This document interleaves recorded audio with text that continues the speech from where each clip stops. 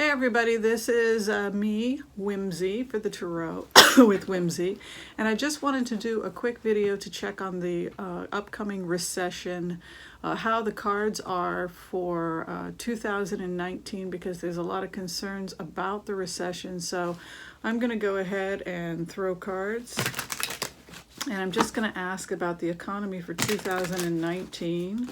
This is going to be a quick video because I'm at my day job. My day job is that I'm a naturopathic doctor. I'm also an anthropologist. But I have to keep the two jobs separate. My passion, which is remote viewing and tarot reading, it has to be separate. The only reason I mention what I do for a living is so that people know a little bit about my educational background. All right, so let me take a look at this recession. I'm concerned. I have a pretty good idea the message I got this morning when I meditated on it is accurate, but I just want a little bit of clarification here. And I cut the deck 3 times. I know Violetta clears it with fire. I like to clear by doing it, cutting it in threes 3 times. So the first thing that I do when I start a reading is I do what's called looking at a base card. Now, not all readers do this, but I do it. And the base card tells you the base of the reading, the main point that you're supposed to get from the reading. I take 2 base cards, and these are the 2 base cards. So the 2 base cards are 10 of Pentacles and the Queen of Wands. That is the base of the message that we're supposed to receive regarding this recession in 2019. Here's the message that I got today.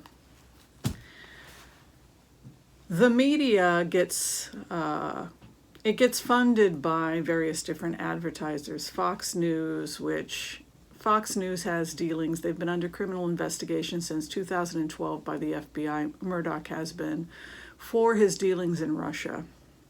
We do know that there appears to be coordination between Russia and Fox News, Russia and Breitbart, Russia and the alt-right. And we also know that the alt-right have homes in Russia. They're basically working for the Kremlin. But we also know, because there's been reports on it that have come out, that Murdoch's been under investigation since 2012. And that various different news outlets and media outlets like the National Enquirer were assisting Donald Trump to help him get elected. But they're not the only ones that helped him get elected. The investors in Fox News, the people that were advertising their products on Fox, also the millionaires and billionaires that are really behind putting this president in the White House, they wanted their agenda taken care of. Unfortunately, this president has become a hot potato. He's not giving them what they want, and he's become a bigger hassle than he's worth. So I liken it to the guy who dates the crazy unstable girl because he has fun with her, and she's the girl you can call at midnight when nobody else picks up the phone. But there comes a point in the relationship with the man who's using the crazy person that she has become a greater hassle than she's worth, and that is really how they look at Donald Trump. And so they want to get rid of him. They want to get rid of him. And how you do that is that you make sure that the news outlets and the media corporations that funded him in the first place now begin to slowly input articles and criticisms inside their news outlets to encourage the pawns to begin to turn against him. In plainer words, what I'm saying very clearly is they are turning on Donald Trump, and they will make sure that the people who watch their news outlets also turn on Donald Trump, because they're going to start putting anti-Trump rhetoric into their news programs. And if you're not careful, and if you don't know how to objectively look at data, you're going to start being very easily influenced by the biases of whoever owns that company and whoever the advertisers are.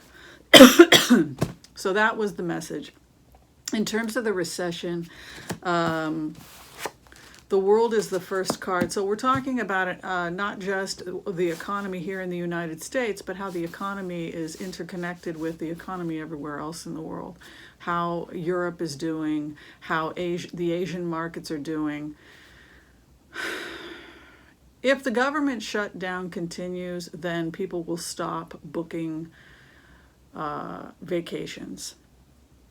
They'll stop booking vacations, they'll stop traveling, and so the travel industry is going to be hit. People will not be feeling safe, and so they won't be making any reservations to go to their vacation in Hawaii that they take every year for their anniversary, etc., etc., etc. So that goes back to advertisers on Fox and the various different news outlets. They're losing money on the shutdown because the travel industry is going to start taking a hit.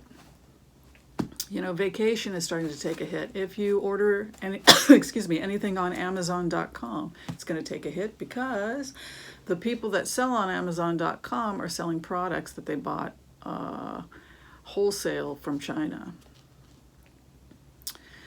The go-betweens between people who grow soybeans in Iowa and the people that buy it in China. So the economy is at a standstill. What will survive the Eight of Cups, the ability to walk away? What will remain in the new economy of 2019? Only those businesses with a strong foundation. In plainer words, if you are working in integrity, if you are working hard, if you're trying to be a good person, then you're going to be just fine in the upcoming economy. But anything that doesn't have a strong foundation, anything that does not stand in integrity will pass away because people are going to have limited resources. People are going to be concerned about where their dollar goes. And so that means you have to get rid of the fluff. So if you're running a small business and if you're just pushing people to buy your product but there's no integrity to it, you're not going to survive in 2019. On the other hand, if you're somebody who's employed somewhere and you're an essential worker and you're working your tail off, you're probably going to be okay, particularly if you're in a job that's essential like nursing or something like that. But this card, walking away from that which you have established, I just feel really strongly that this president has lost his backers. The people that supported him are gone. In terms of how the president feels right now, President Trump, he's exhausted, he doesn't sleep. I also get the impression, I don't like to gossip or speak ill of people, so I have to be very careful what I put out here because it's irresponsible. I'm not going to say anything more about it. But we want everybody healthy and happy, and I'm concerned about stress regarding the president. Stress, breakdowns, collapses. I've been seeing that for weeks, months, in fact. A paranoia, embarrassment and concern by staff that the president will behave in erratic ways or he changes on a dime. 1 minute you're talking to a sane person who seems like a nice guy, and then within a split second he'll turn on you and become paranoid and say something really crazy and paranoid. So those kinds of embarrassing slips with world leaders, with people who come to the White House, that is the kind of thing that people close to the president are concerned about. In terms of what happened, I have done remote viewings on it. What happened was that when he went into the White House, the people that put him there, the billionaires, the millionaires, the people behind promoting him, they were very concerned that he couldn't do the job, but he was going to be a great front man for their agenda. So they brought in people like Kelly, and it was kind of like a soft coup in the sense that the military took over and they basically took control of everything, and guided him and made sure and took away things he couldn't sign and had him sign things they wanted him to sign. In plain words, he was under a type of soft coup and control so that investors and the country could move smoothly without anybody losing any money or losing the shirt off their back or anything potentially dangerous in terms of investments.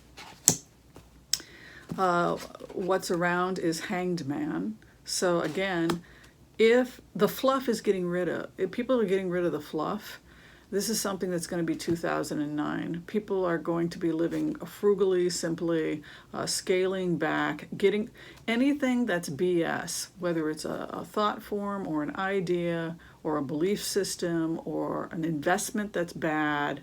People are going to be cutting away and seeing through it and pulling out of it financially, psychologically.